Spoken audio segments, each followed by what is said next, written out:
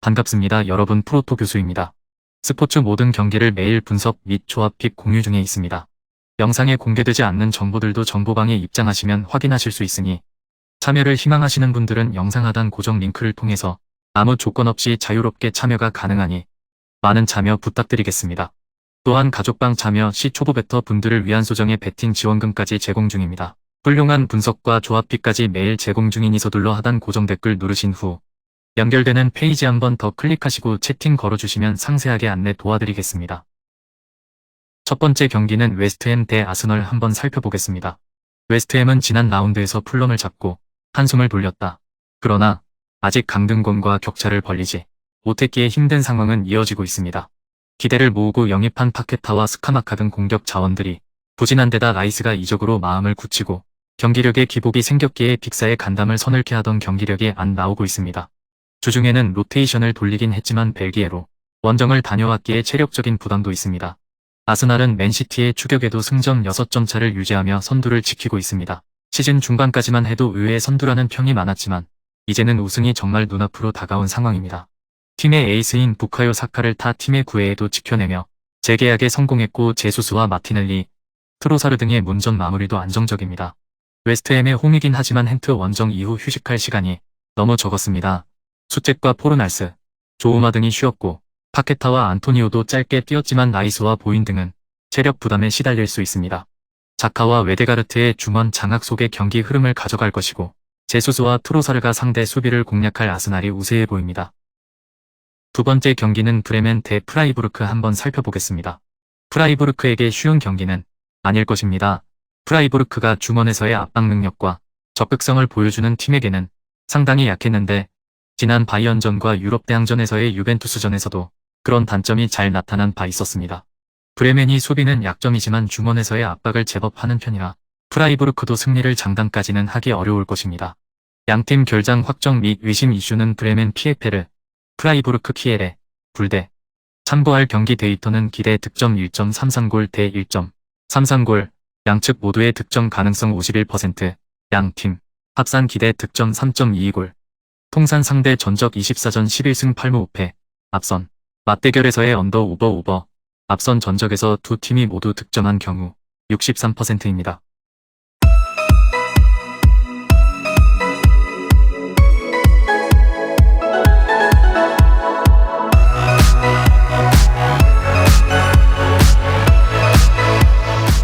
세 번째 경기는 헤타페 대 바르셀로나 한번 살펴보겠습니다. 헤타페는 리그 15위에 위치해 있지만 강등으로 가는 18위 팀과의 승점 차가 3점에 불과합니다. 때문에 남은 일정에서 최대한 승점을 따내지 못한다면 다음 시즌을 세군다에서 보낼 수도 있습니다. 지난 라운드 소시에다드 원정 패배는 있었지만 3월 이후 2승 2무를 추가하는 등 분위기는 좋기에 홈에서 거함 사냥에 나섭니다. 위날과 마요랄이 바르셀로나의 최종 수비를 정조준할 것입니다. 바르셀로나는 지난 라운드에서 지로나의 템백에 고전하며 승점 1점을 따내는 데 그쳤습니다. 그러나 레알의 리그 부진 속에 승점 차이를 13점까지 벌렸기에 2018 시즌 이후 레알과 아틀레티코에 내줬던 나리가 우승 트로피를 가져오기 직전입니다. 코파델레이와 챔스, 유로파 등 굵직한 대회에서 탈락했지만 캐시와 가르시아, 쿤데와 하피냐, 레반도프스키 등을 영입한 효과를 리그에서 확실히 봤습니다. 헤타페가 최근 홈에서 지로나와 세비야 등 쉽지 않은 상대들을 연파하는 등 흐름이 좋지만 바르셀로나의 화력을 감당하긴 어렵습니다. 특히 아람바리의 이탈 이후 중앙 경쟁력이 다소 약화된 홈팀이기에 부스케츠와 가비, 캐시를 내세울 원정팀이 경기 분위기를 가져올 수 있습니다. 레반도프스키의 안정적인 마무리가 있을 바르셀로나가 승리하고 레알의 추격권에서 더 멀어질 것입니다. 네 번째 경기는 노팅엄 대 메뉴 한번 살펴보겠습니다. 노팅엄은 세리에A의 AC 문처와 더불어 승격 이후 유럽에서 가장 투자를 많이 하며 내심 10위권 이내 성적도 노렸던 팀입니다. 그러나 그들이 큰 기대를 걸고 영입했던 주축 선수들이 내리 부상으로 액티브 로스터에서 빠지며 험난한 시즌을 보내고 있습니다. 최근 4경기에서는 승점 1점 추가에 그쳤는데 깁스 화이트와 브레넌 존슨, 아에오 등이 기회를 골로 만들지 못하고 있습니다. 맨체스터 유나이티드는 주중 세비야 전에서 자책골 2개가 나오며 승리하지 못했기에 다음 주에 있을 원정 경기에 부담이 커졌습니다. 그나마 경기까지 4일의 휴식이 있긴 하지만 래쉬포드가 부상으로 이탈한 악재도 있다 때문에 이 경기에 100% 전력을 다하긴 어렵습니다. 사비초와 카세미로 등 주중에 풀타임을 뛴 선수들이 벤치에 머물며 에릭센과 프레드 등이 선발로 나설 수 있습니다. 말라시아와 맥과이어의 치명적인 자책골 2개로 세비야에 승리하지 못했지만 경기력은 나쁘지 않았습니다. 안토니와 산초 등 측면 공격수들이 왕성한 움직임을 보여줬는데 이 경기에서도 노팅엄의 측면을 휘저을 수 있습니다. 노팅엄은 강등권 순위기에 수비적으로만 나서기 어려운데 상대의 역습 한 방에 무너질 수도 있습니다.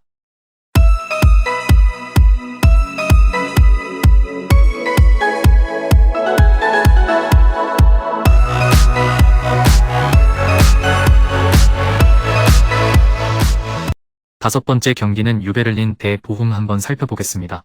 우니온 베를린은 지난 라운드에서 도르트문트에 패하며 우승 경쟁에서 사실상 멀어졌습니다. 그 경기를 승리했다면 뮌헨과 도르트문트가 주도하는 우승 경쟁을 이어갈 수 있었는데 결승골 허용이 뼈아팠습니다. 그래도 최근 홈에서는 연승을 기록하는 등 꾸준한 경기력을 보여주고 있습니다. 베렌스는 미첼을 벤치로 밀어내고 선발 공격수로 나서 위력적인 문전 침투를 보여주고 있고 케디라의 중원 존재감도 대단합니다. 보훔은 슈투트에 패하며 다시 강등 위험이 커졌습니다.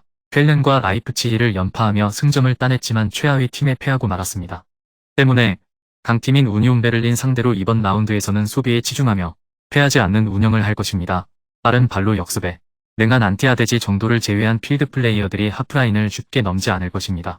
보훔이 최근 원정 2경기 연속 승점을 따내긴 했지만 시즌 내내 원정 경기력은 떨어졌습니다. 홈에서 누구보다 강하고 다음 시즌 챔스 진출을 위해 사력을 다할 우니온 베를린의 공세를 견디기 어렵습니다. 케디라와 소스비의 중원 장악 속의 베렌스와 시에바추가 좋은 위치에서 기회를 맞이할 우니온 베를린이 우세해 보입니다. 여섯 번째 경기는 사수올로 대 유벤투스 한번 살펴보겠습니다. 사수올로는 지난 라운드에서 베로나에 패했습니다. 하루 위에 골이 나왔고 경기 내내 공격적인 경기 운영으로 상대를 밀어붙였지만 원하는 결과를 얻는 데 실패했습니다. 그래도 그 경기 패배 전까지 무패를 이어가며 로마를 비롯한 강팀들 상대로도 경기를 리드하는 모습은 인상적이었습니다. 유럽 대항전 진출도 강등도 크게 상관없는 팀이긴 하지만 베라르디와 로리영트, 데프렐 등 최전방 공격수들은 공격적으로 경기를 운영 중입니다. 유벤투스는 이 경기에 풀핏의 전력을 가동하기 부담입니다. 주중 경기에서 스포르팅 상대로 유로파 8강 1차전을 승리하긴 했지만 한 골차였기에 원정에 대한 부담이 큽니다. 리그에서 승점 15점 삭감으로 인해 리그 우승이 사실상 물 건너간 점도 감안해야 합니다. 파레데스와 포그바 등 주중에 짧게 뛴 선수들과 더불어 모이스 킨과 밀리쿠 등이 선발 출전할 것으로 보여집니다. 유벤투스 상대로 최근 3연패를 당하긴 했지만 이 경기는 홈의 2점을 누릴 수 있고 상대는 주중 경기 이후 휴식할 시간이 적었습니다. 프라테시와 토르스트베츠, 로페즈 등이 중원에서 왕성한 활동량으로 상대를 압박하며 흐름을 가져올 것이고 베라르디의 안정적인 마무리가 있을 사수올로가 되어 사냥에 성공할 것으로 예상됩니다. 마지막 7번째 경기는 볼프스부르크 네버쿠젠 한번 살펴보겠습니다. 볼프스부르크는 지난 라운드에서 글라드바흐에 패했습니다. 우니온과 프랑크푸르크, 슈투트 등으로 이어진 리그 경기에서 무패 행진을 이어가며 다시 흐름을 타나했기에 아쉬운 패배였습니다. 그래도 초반 하위권에 처졌던 것을 감안하면 지금 순위가 그리 나쁜 것은 아닙니다. 카민스키와 요나스 빈, 발드슈미트 등 공격진들은 해결하고 있고 스반베리와 아놀트의 중원도 안정적입니다. 레버쿠젠은 최근 리그에서 5연승에 성공하며 6위까지 치고 올라왔습니다. 선두권인 뮌헨과 도르트문트와는 승점 차이가 많이 나지만 4위는 충분히 추격할 수 있는 상황입니다. 주중에 위니온과 유로파 8강 1차전을 치렀고 다음 주에 일정이 또 있지만 부상자가 돌아온 풀핏이고 휴식할 시간이 충분하기에 이 경기에 전력을 다할 것입니다. 레버쿠젠의 리그 페이스가 워낙 좋긴 하지만 위니용전 휴식일은 2일에 불과했기에 비르츠와 무사 디아비가 풀타임을 뛰긴 어렵습니다. 안드리히와 데미르바이 등 수비력이 좋은 볼란치들을 중심으로 원정에서 라인을 지키는 축구를 할 것이기에 볼프스부르크가 쉽게 최종 수비를 넘어서지 못할 것입니다. 두 팀이 경기 내내 치열하게 경합할 것이고 한 팀이 앞서는 경기 내용은 나오지 않을 것입니다. 금일 경기들은 이렇게 알아보았습니다. 좀 더 다양하고 많은 정보를 원하시는 분들은 영상 하단 댓글에 링크 클릭 후 문의하시면 아무런 조건 없이 정보방 입장 가능하니 입장하셔서 정보 받아보시길 바라겠습니다. 그리고 영상에서 리뷰하지 않은 디테일한 정보와 조합픽은 매일 교수 정보방에서 공유하고 있으니 꼭 참여해보시길 권장드리며 이번 영상은 여기까지 하겠습니다. 시청해주셔서 감사드리며 늘 여러분들의 건승을 기원합니다. 감사합니다.